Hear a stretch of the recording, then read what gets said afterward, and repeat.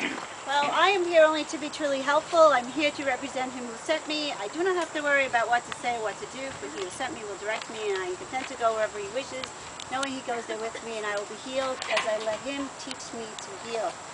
Good morning. Good morning. That is my prayer I say before I speak before you, in hopes that what I have to say here today is channeled through me and helpful to whoever wants to hear something. So again, we're talking about our spiritual classics, and the classic is the Bhagavad Gita. And now the story of the Gita is the story of the great war, and here we have the Prince Arjuna as he comes into battle here with his charioteer. And he's going off in this war, and he's here in the middle of chaos. Can we imagine ourselves in chaos? Have you ever known yourself to be on your chariot there, off in the midst of some sort of chaos in your life?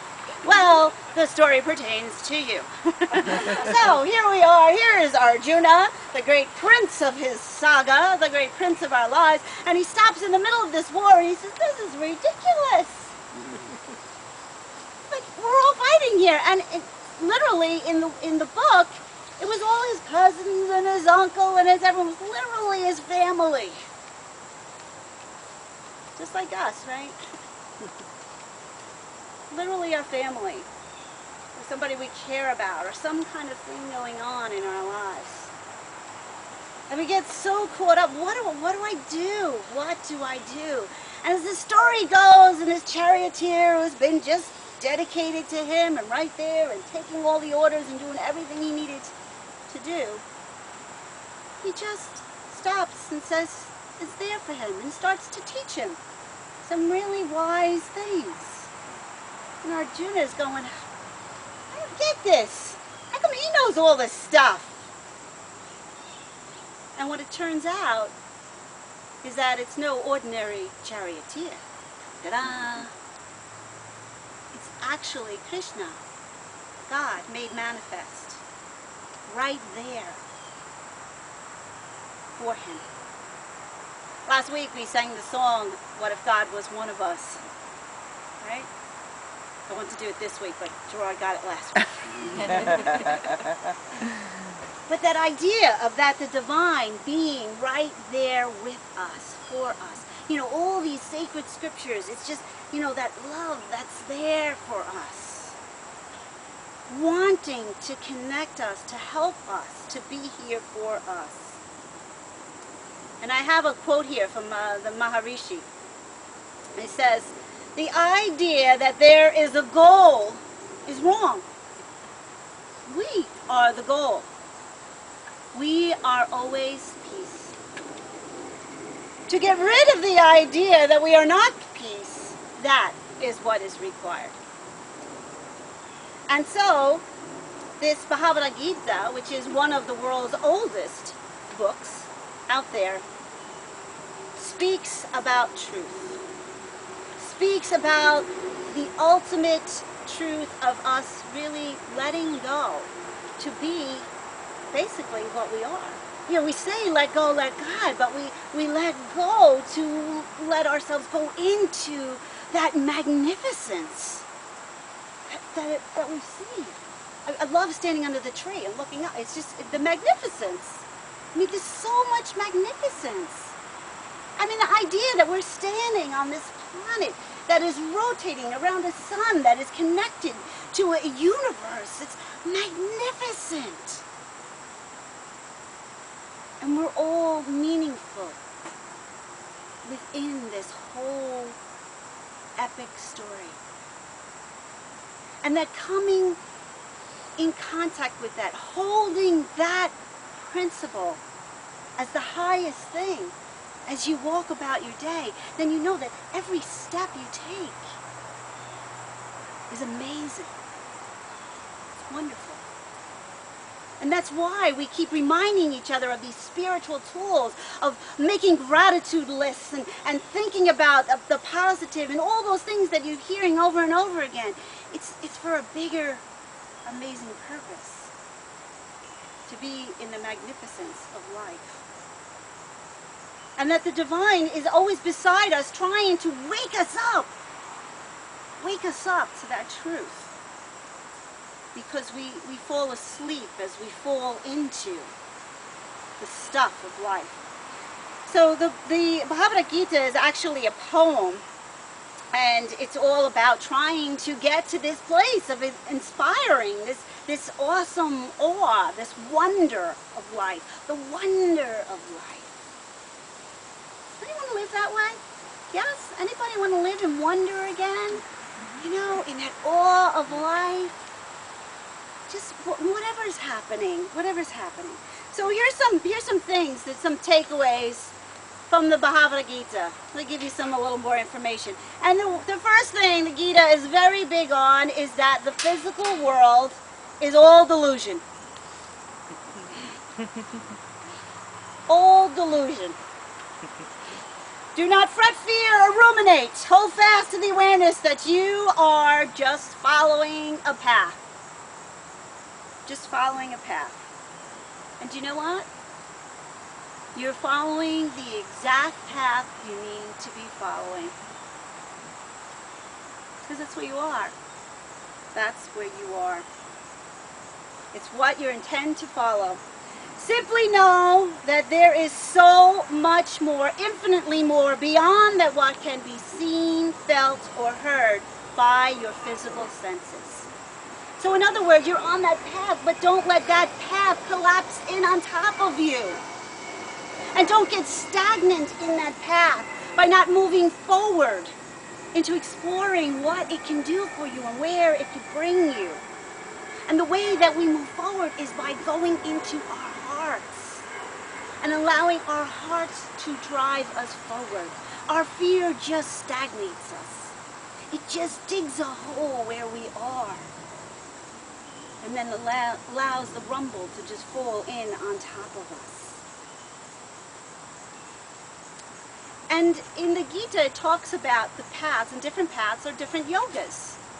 You know, we all hear of yoga and we all think of doing all the poses. But yoga does not mean just doing poses. I mean, there's all kinds of yoga. And it is in the Gita that we hear about the different types of yoga. So we have there the karma yoga, which is the path of action. Those are your missionaries. Those are the ones that are getting out there and doing those things. That's when you're doing the karma yoga, when you're going off and doing the garden with Reverend Sammy here.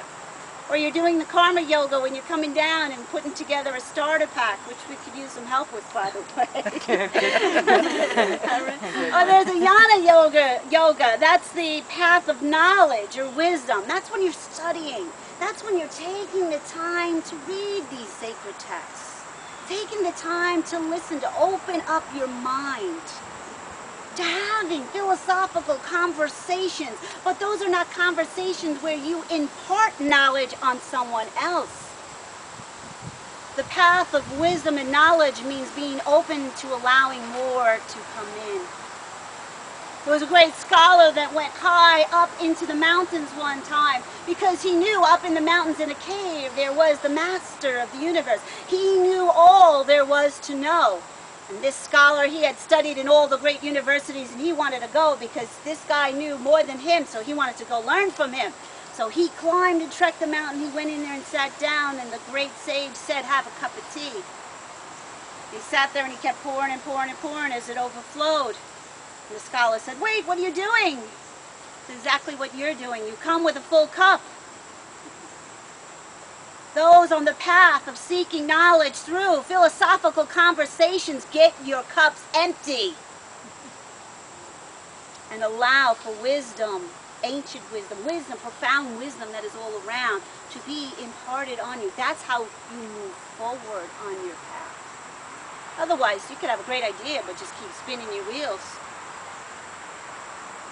Spirituality is about aliveness, moving with your paths. So that's another type of yoga, another path that you can follow. We have Raja Yoga, which is the path of meditation. Stilling, emptying the mind, just being really quiet. And Bhakti Yoga, which is the path of devotion and love. Picking a guru or philosophy and just surrendering and relinquishing and loving so deeply beyond what you can imagine. Just keep going deeper and deeper into that love and allow that love to propel you on your path. And all the paths will lead to divinity. All the paths are divine because you are divine. And you can sit and dig a hole as long as you want. You can allow the path to collapse in upon you. It won't change the fact that you're divine, but we won't experience it that way. And that's where the choice lies for each and every one of us, to know that light. And also in the Bhagavad Gita, it's very clear that it doesn't matter how you enter truth. It doesn't matter. So the path could have a Christian perspective, it could have a Hindu perspective, a Jewish perspective, or Buddhist, Islam, whatever. It doesn't matter. It's not important. All the paths will lead to divinity. Focus on right action. Action for the greater good. Offering this action without attachment, and we will arrive at the light. We will be in that light. All of that means letting go, trusting in this higher self that is with us. Again, letting go of attachments, letting go of outcomes, but moving forward all along. And that we do that in the actions that we take. So I will continue, if my path is wisdom and knowledge, I will continue to read, I will continue to learn, I will continue to stay open. If my path is meditation, I will devoutly follow that meditation. And I will sit and I will focus. And now maybe your path is a combination of a few things. And so you take that and do that, but do it. Because you are all so worth it. We are all so worth it. And it is so important that we do that. And all of that comes back to that oneness. All of this, working of this, is again coming back to what was said in the beginning by Maharishi. That we are the goal. We are the goal. The magnificence of who you are is the goal. And feeling that in every moment. Once you hold the truth in the palm of your hand, and you allow it to settle into the deepest core of your belly, and you hold it there, and you move with it, and you walk with that, then you will have that freedom that comes from the relinquishment of attachments. The freedom that comes in being the light. All suffering will be laid aside. If we just let ourselves connect to this oneness. Connect to the oneness in all our humanness. Through all the different activities we do in our daily lives. Then we can know this mindful, higher purpose that is set before us. We can know the oneness that is ourselves. And we will focus on kindness, gratitude, detachment, love. Your yoga. You're meant to do what you can do. You're meant to bring out your brilliance. Namaste is a magnificent greeting. It's a magnificent wish. It's profound. The divine in me greets it in you. And in order to greet it, I have to see it. I have to know it. I have to believe in it. I have to believe in yours, and I have to believe in mine. So, namaste. Namaste.